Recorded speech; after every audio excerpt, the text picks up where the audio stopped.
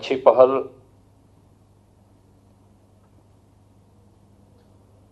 किसी media group के द्वारा जन जागरूकता की दिशा से प्रारंभ की गई और पिछले 3 वर्षों से मैं लगातार इस बात को देख रहा हूं कि टाइम्स ग्रुप इस प्रकार की एक सकारात्मक पहल करते हुए जल को जीवन का एक प्रतिरूप हम लोगों ने माना है, तो उसमें अपनी सामाजिक प्रतिबद्धता को दोहराते हुए इस कार्यक्रम को आगे बढ़ा रही है।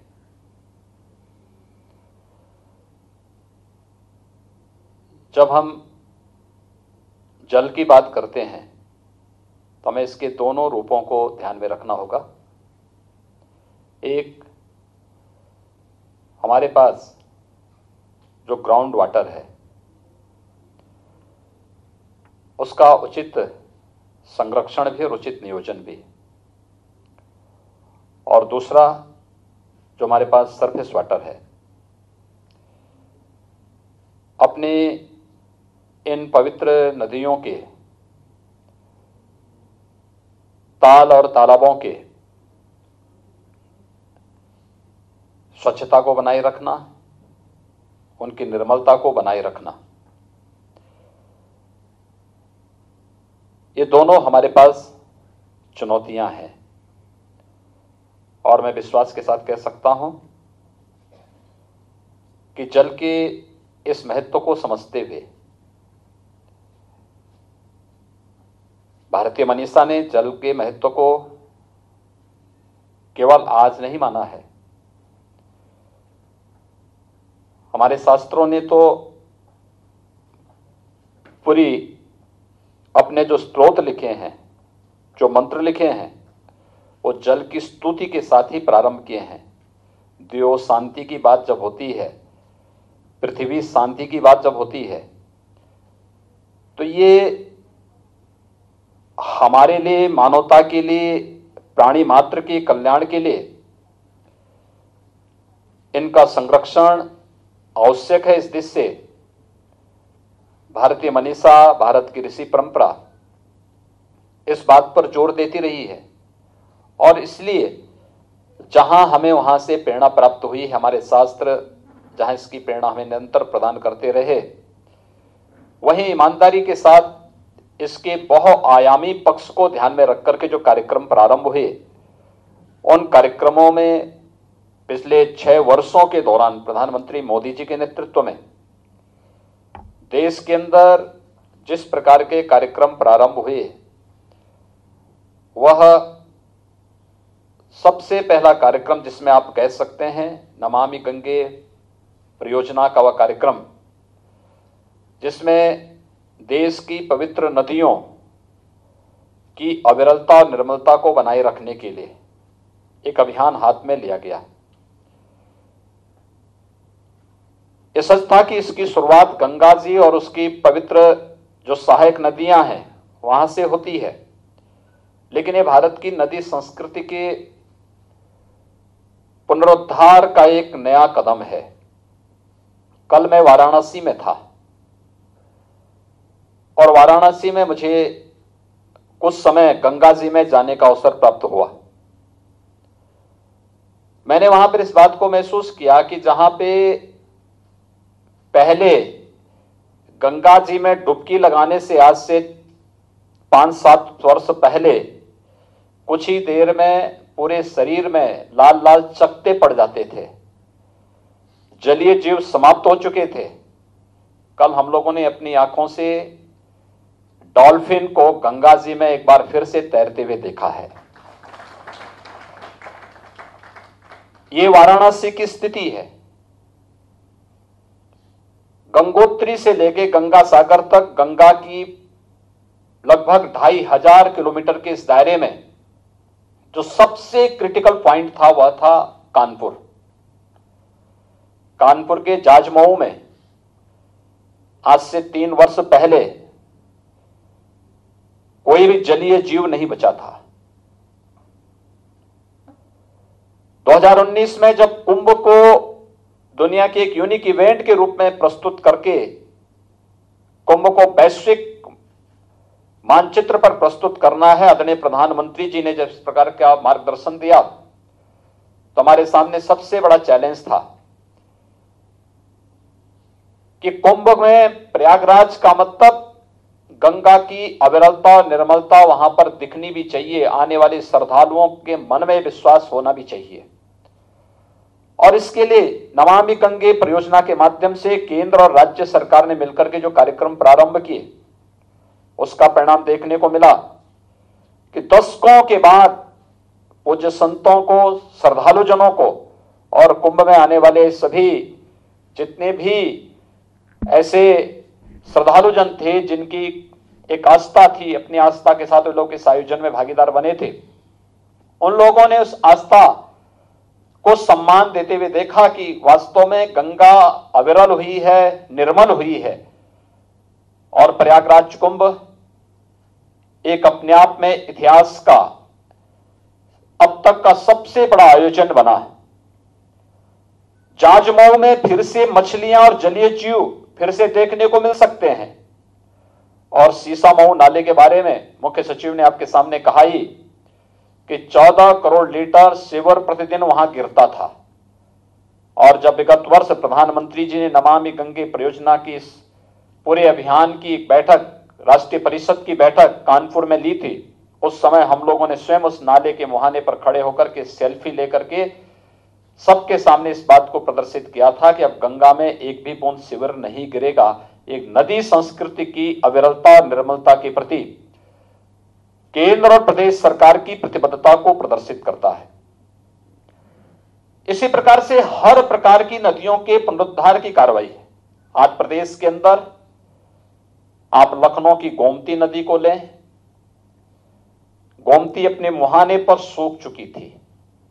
लगभग 36 किलोमीटर मनरेगा की योजना के अंतर्गत, शासन की अन्य कन्वर्जेंस की योजनाओं के माध्यम से इन सभी को हम लोगों ने लेकर के आज उसकी अविरल धारा को वहां से फिर से प्रवाहित किया है।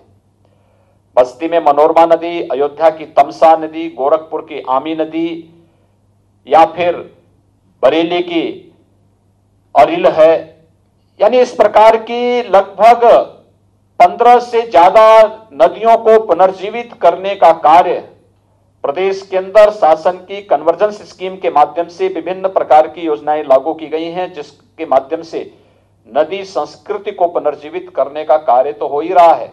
इस कार्यक्रम में जन सहभागिता के माध्यम से इस कार्यक्रम को बहुत अच्छे ढंग से आगे बढ़ाने का कार्य तो हो ही रहा है, लेकिन साथ साथ हम अपनी नदी संस्कृति को भी बचाएंगे। जितने बड़े ताल हैं, तलैया हैं, पोखरे हैं, इन सबके संरक्षण का कार्य तो करेंगे ही करेंगे, लेकिन इनके साथ ही हम ग्राउंड वाटर की शुद्धि के साथ साथ उसके उचित नियोजन पर भी ध्यान देंगे। और इसके लिए प्लास्टिक मुक्त अभियान प्रदेश के अंदर चलाया गया। प्लास्टिक को पूरी तरह बैन किया गया है। प्लास्टिक के साथ एक व्यवस्था बनाई गई। प्रदेश के अंदर माटी कला बोर्ड कार्य करता है। माटी कला बोर्ड का गठन के पीछे का उद्देश्य यही था कि जब हम प्लास्टिक को बैन करेंगे तो प्लास्टिक के जो उत्पाद अब तक मार्केट में सस्ते दाम पर बिकते हैं, जिसके कारण एक सामान्य नागरिक, एक कॉमन मैन जब इसके प्रति आकर्षित होता है, अगर हम उसका कोई सब्स्टिट्यूट उपलब्ध कराएंगे तो स्वाभाविक रूप से लोगों को विकल्प मिलना चाहिए, लोग स्वयं इसके प्रति आकर्षित होंगे। और इसके लिए व्यवस्था बनाई गई कि जितने भी तालाब गांव के हों, शहर के हों, अप्रैल से जून के मध्य हम इसे गांव के कुम्हार को फ्री में मिट्टी निकालने की व्यवस्था के साथ जोड़ेंगे। हम लोगों ने मिट्टी फ्री कर दी। मिट्टी फ्री की, इलेक्ट्रिक और सोलर चाक हर एक कुम्हार को उपलब्ध कराए गए, तो उसने बर्तन भी सस्ते बनाने प्रारंभ किए और प्लास्टिक का एक विकल्प देना प्रारंभ किया। प्लास्टिक बैन होने से पर्यावरण की रक्षा भी हुई, मिट्टी के बर्तन बनने से हमारे तालाब भी साफ सुथरे हुए और साथ साथ जल संरक्षण के लिए फिर से ताल और तलैया फिर से प्रारंभ हम लोगों को मिलने प्रारंभ हुए। जल संरक्षण का एक उदाहरण वहां पे प्रस्तुत करने का प्रयास हुआ। प्रदेश के अंदर ऐसे अनेक मॉडल खड़े किए गए, जैसे एक वाराणसी मॉडल है। अक्सर होता क्या है, हैंडपंप हम लगाते हैं, हैंडपंप एक समय तक काम करता है, 2 साल 4 साल 6 साल ग्राउंड वाटर की जैसी उपलब्धता होगी उसके अनुसार वह कार्य करता है। एक समय के बाद जब उसमें पानी समाप्त हो जाता है तो सूख जाता है, खराब हो जाता है। वाराणसी मॉडल में एक व्यवस्था की गई कि अगर कोई हैंडपंप अनुपयुक्त हो चुका है तो उसके लिए आवश्यक है कि हम उसका उपयोग वाटर रिचार्जिंग के लिए करें। ऊपर का उसका जो भाग है उसका हटा दें, वहां से निकाल देते हैं।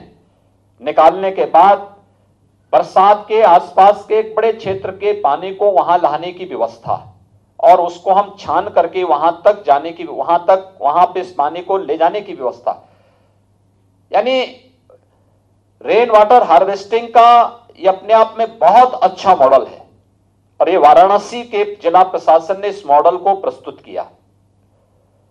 एक मॉडल जो चित्रकूट के अंदर जब हमारे जल शक्ति मंत्री ग्रामीण विकास विभाग का दायित्व निर्वहन कर रहे थे तो उस समय चित्रकूट में भी इन लोगों ने इसी प्रकार का एक मॉडल विद्यालयों के और सरकारी भवनों के छतों से निकलने वाले बरसाती पानी को इसी प्रकार से वहां के जिला प्रशासन के साथ मिलकर के उसके संरक्षण की व्यवस्था को आगे बढ़ाने का कार्य किया। जब हम जल की बात करते हैं, मैं इस बात को मानता हूं उत्तर प्रदेश इस देश से अत्यंत समृद्धशाली है और समृद्धशाली इसलिए है कि प्रदेश के अंदर ज्यादातर क्षेत्रों में ग्राउंड वाटर पर्याप्त मात्रा में है। लेकिन अगर पूरे प्रदेश के अंदर पश्चिम, पूरब, मध्य या बुंदेलखंड को अगर हम ले लें तो हमारे पास सरफेस वाटर भी पर्याप्त मात्रा में, प्रचुर मात्रा में मौजूद है। इस देश से दुनिया के अंदर सबसे ज्यादा सौभाग्यशाली और समृद्धशाली क्षेत्र में उत्तर प्रदेश को मानता हूं, जहां पर विशुद्ध मीठे जल की पर्याप्त उपलब्धता है। लेकिन इस मीठे जल की पर्याप्त उपलब्धता के उचित नियोजन की दिशा में शासन स्तर पर, प्रशासन स्तर पर, मीडिया ग्रुप के स्तर पर, विभिन्न सामाजिक और स्वयंसेवी संगठनों के स्तर पर व्यापक जागरूकता के कार्यक्रम और उन कार्यक्रमों को व्यापक पैमाने पर प्रचार प्रसार करके प्रत्येक नागरिक को जल की प्रत्येक बूंद के रक्षण के बारे में जागरूक करने की दिशा में भी बृहद कदम उठाने की आवश्यकता है और वह कदम इसी दिशा में आगे बढ़ सकते हैं। हम लोग देखते थे 2017 में जब हम लोग आए थे, ग्रामीण विकास विभाग का दायित्व उस समय डॉक्टर महेंद्र सिंह ही उठा रहे थे। मैंने उस समय उनके सामने इस बात को कहा, मैंने कहा देखो मैं पिछले 3 वर्षों से देखता हूं कि बुंदेलखंड में जनवरी से पेयजल का संकट खड़ा हो जाता है और बुंदेलखंड में पेयजल का संकट खड़ा होने का परिणाम क्या है, वहां टैंकर से पानी पहुंचाया जाता था और टैंकर में पानी पहुंचाने को लेकर के मारपीट होती थी, तोड़फोड़ होती थी, व्यापक रूप से कभी कभी वहां पे हिंसा होती थी। और उस समय पिछले 3-3.5 वर्षों के अंदर आपने देखा होगा बुंदेलखंड में पेयजल का संकट या बिंदु क्षेत्र में पेयजल का संकट कहीं भी हम लोगों ने पिछले 3-3.5 वर्षों के अंदर नहीं आने दिया। लेकिन साथ साथ ये भी व्यवस्था की कि इसका स्थायी समाधान होना चाहिए। अब वहां के सरफेस वाटर का और ग्राउंड वाटर का उचित नियोजन करने की दृष्टि से आदरणीय प्रधानमंत्री मोदी जी के नेतृत्व में, उनके मार्गदर्शन में हर घर नल की योजना हम लोग लागू कर चुके हैं। लगभग 15,500 करोड़ रुपए की हर घर नल योजना, जहां सरफेस और ग्राउंड वाटर को शुद्ध पेयजल की आपूर्ति हर घर तक पहुंचाने के इस व्यापक कार्यक्रम को हम आगे बढ़ाने जा रहे हैं। बुंदेलखंड में कार्य प्रारंभ हो चुका है। बिंदु क्षेत्र में भी आदरणीय प्रधानमंत्री जी ने विगत सप्ताह इस कार्यक्रम का शुभारंभ किया है और मुझे लगता है कि यह कार्यक्रम इन 2 क्षेत्रों में हमारा प्रारंभ हो चुका है, जिसमें आगामी 2-2.5 वर्ष के अंदर हर घर तक शुद्ध पेयजल की आपूर्ति हम लोग करने जा रहे हैं। जहां एक तरफ हम हर घर तक शुद्ध पेयजल की आपूर्ति करेंगे, वहीं साथ साथ जल संरक्षण के बारे में भी अटल भूजल योजना में पूरे प्रदेश को हम लोगों ने लिया है। हर सरकारी भवन है, जितने भी हमारे सरकारी भवन होंगे इनको तो हम लेंगे ही, लेकिन साथ साथ हमारे जितने भी प्राधिकरण हैं उन प्राधिकरणों को भी इस बारे में कह दिया गया है कि हर एक प्राधिकरण इस बात को सुनिश्चित करेंगे कि एक निश्चित क्षेत्रफल से ज्यादा भवन बनने पर यह अनिवार्य होगा कि उन्हें रेन वाटर हार्वेस्टिंग के साथ जुड़ना पड़ेगा, और उस प्रकार की व्यवस्था के साथ जब वे जुड़ेंगे एक एक जल की कीमत और उसके महत्व को समझना पड़ेगा। जब इस अभियान के साथ जन सहभागिता जुड़ जाती है, शासन की किसी भी कार्यक्रम के साथ मीडिया ग्रुप, सामाजिक और स्वयंसेवी संगठनों के साथ साथ आम जनमानस जब उसके साथ जुड़ता है तो अपने आप सफल होता है। और इसलिए किसी भी भवन के नक्शे को पास करने के लिए आवश्यक होगा कि वहां पर रेन वाटर हार्वेस्टिंग उसके यहां अनिवार्य हो। हम लोगों ने तो प्रधानमंत्री आवास योजना तक इसको जोड़ा है, प्रधानमंत्री आवास योजना में भी इस कार्यक्रम को और बना अपने सामान्य घर के ही कार्य के लिए उसे जल मिले, बरसाती जल मिले, उस जल का संरक्षण आवश्यक है। और उस कार्यक्रम को आगे बढ़ाने का कितनी बड़ी इसकी कीमत होती, किस रूप में, हर घर नल की जो योजना है प्रधानमंत्री मोदी जी की, ये व्यक्ति के स्वास्थ्य के साथ भी इसका संबंध है। मेरा मानना है कि वर्तमान में प्रदेश सरकार ने पिछले 3 वर्षों के अंदर एक बड़ी सफलता प्रदेश के अंदर सफलता प्राप्त की है, और वह है दिमागी बुखार, मस्तिष्क ज्वर पर नियंत्रण करने का।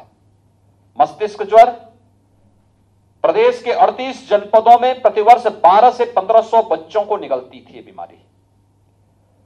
विगत 40 वर्षों में इस बीमारी से 50,000 से अधिक मौतें हुई।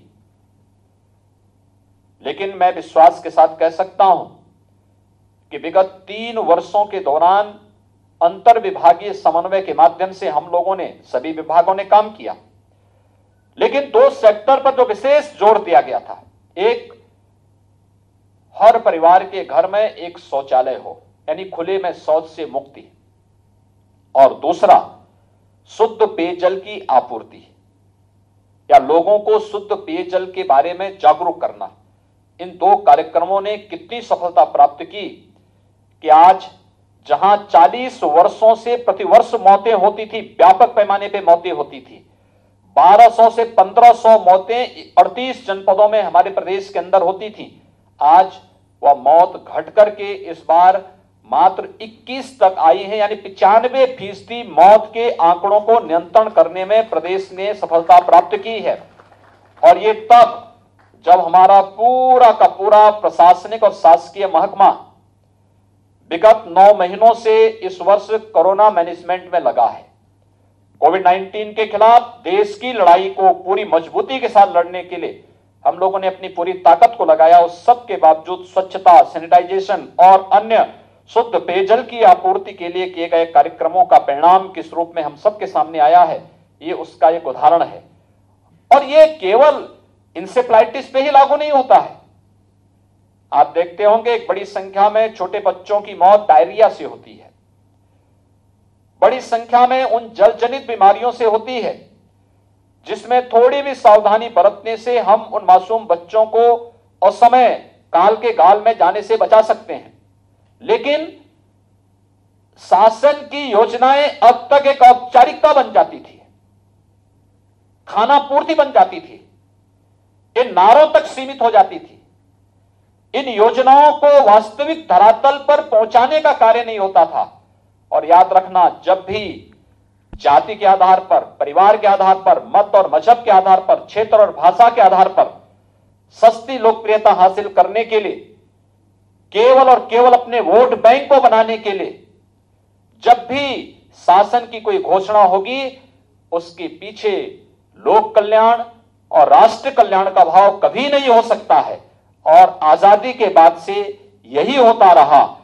जाति, परिवार, मत, मजहब, क्षेत्र और भाषा को आधार बना करके योजनाएं लागू तो होती थी, लेकिन उनका हेतु लोक कल्याण और राष्ट्र कल्याण कभी नहीं रहा।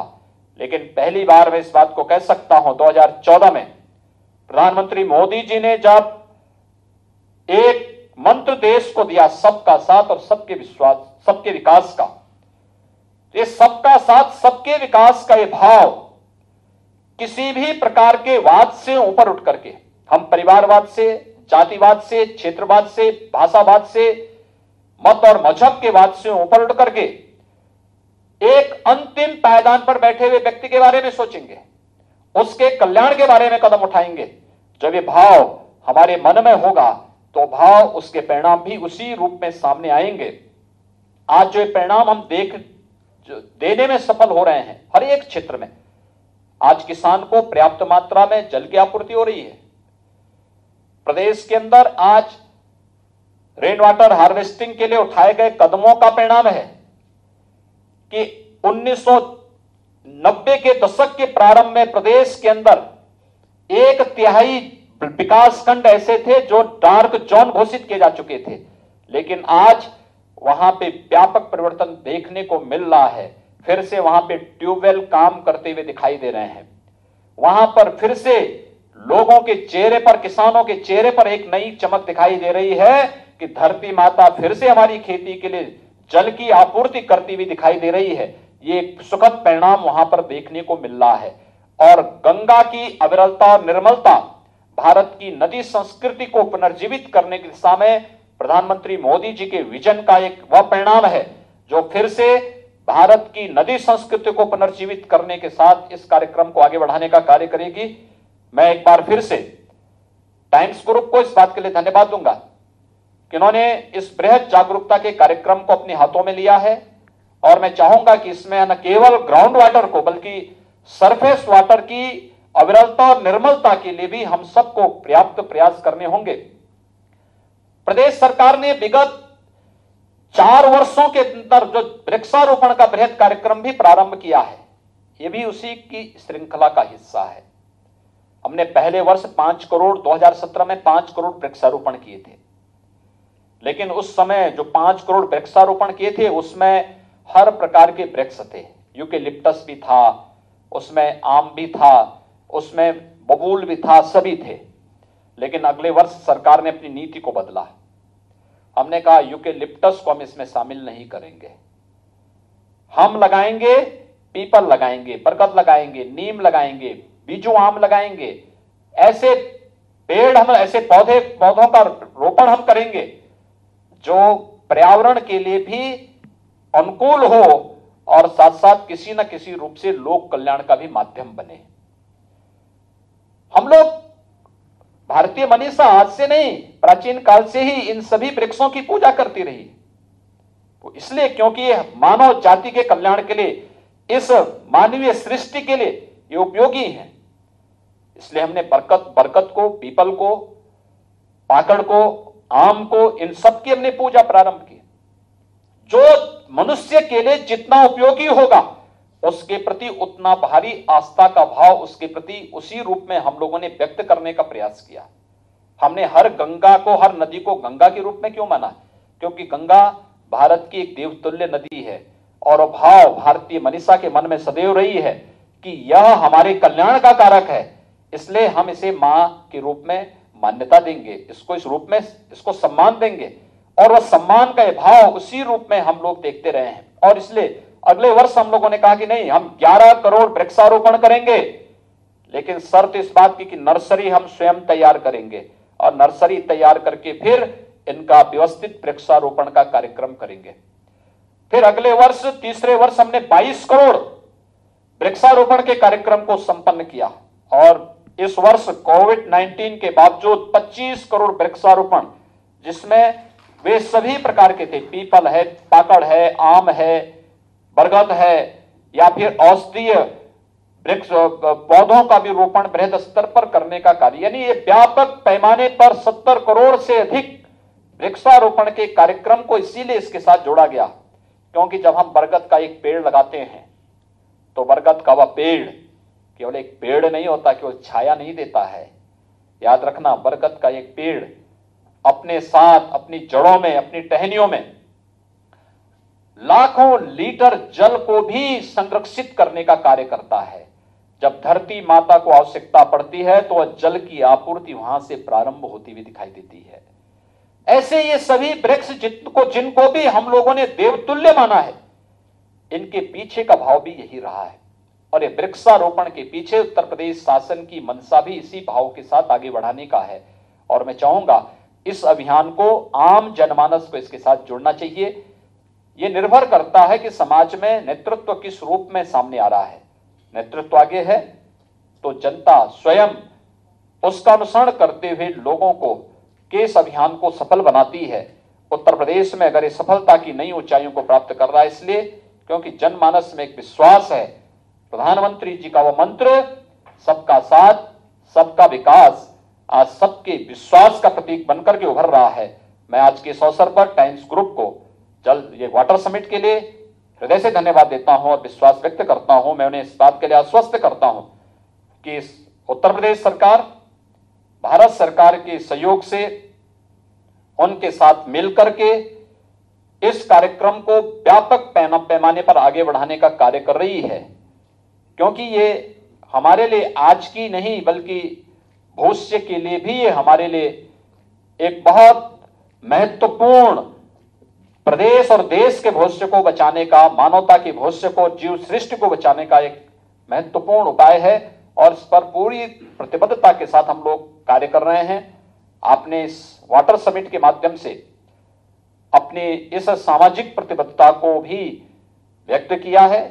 मीडिया ग्रुप यद्यपि न्यूज लेते हैं, न्यूज देते हैं और कभी कभी अपने व्यूज भी दे देते हैं, तो ये सभी एक साथ चलता है, लेकिन उस सब के बावजूद अपनी इस महती भूमिका का भी निर्वहन करने के लिए आप लोग आगे आए हैं। मैं इसके लिए प्रवीण जी आपका और आपकी पूरी टीम का हृदय से धन्यवाद देता हूं और विश्वास व्यक्त करता हूं कि प्रदेश सरकार इस पूरे अभियान में हर प्रकार का सहयोग करेगी। बहुत बहुत धन्यवाद। जय हिंद।